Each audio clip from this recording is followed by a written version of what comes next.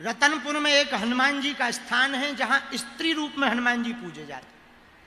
आज से कई साल पहले एक राजा हुए श्री पृथ्वी देवजू, जो रतनपुर के राजा थे, बड़े भगवत भक्त थे। राज बहुत अच्छा चलता था, लेकिन एक दिक्कत हो गई।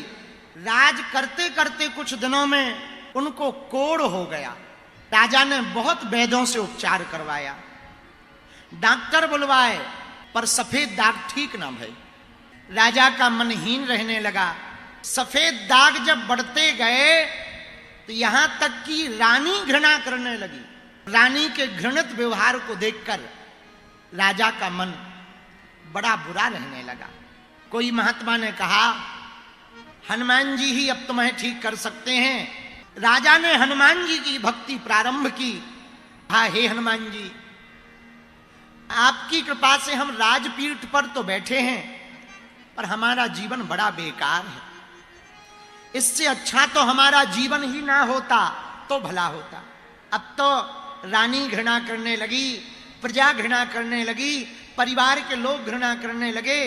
इससे अच्छा तो हम मर जाएं। ये कोढ़ का जीवन बहुत बुरा है। धीरे धीरे राजा का कोढ़ बढ़ने लगा, और कोढ़ पक जाए तो दुर्गंध आती है।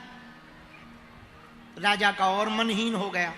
इन्होंने हनुमान मंत्र का जप किया तो स्वप्न में राजा पृथ्वी देवजू को हनुमान जी के दर्शन भय। दर्शन बड़े अभूतपूर्व भय। कैसे भय? हनुमान जी पूरे स्त्री रूप में हैं, बस पूंछ और मुख हनुमान जी का है। ये चौंक गए, ऐसे हनुमान जी तो देखे ही नहीं। उन्होंने सपने में ही प्रार्थना की कि आपने हमको दर्शन क्यों दिए।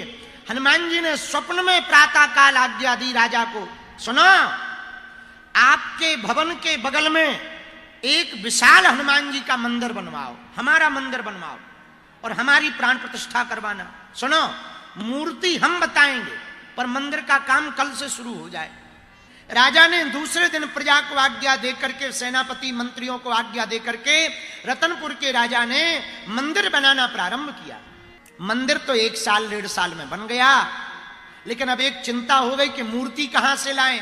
हनुमान जी का अनुष्ठान किया तो स्वप्न में हनुमान जी ने कहा, राजा, हम तुम्हारे मंदिर बनते हुए देखकर बहुत प्रसन्न हैं। हमारी आज्ञा है, इसी रतनपुर में जो महामाया कुंड है, इस कुंड की खुदाई करवाओ, उसमें हमारी एक मूर्ति मिलेगी, उसी की प्राण प्रतिष्ठा करवाना। दूसरे दिन राजा ने महामाया कुंड की खुदाई करवाई। स्त्री रूप में हनुमान जी की मूर्ति राजा को खुदाई में प्राप्त हुई।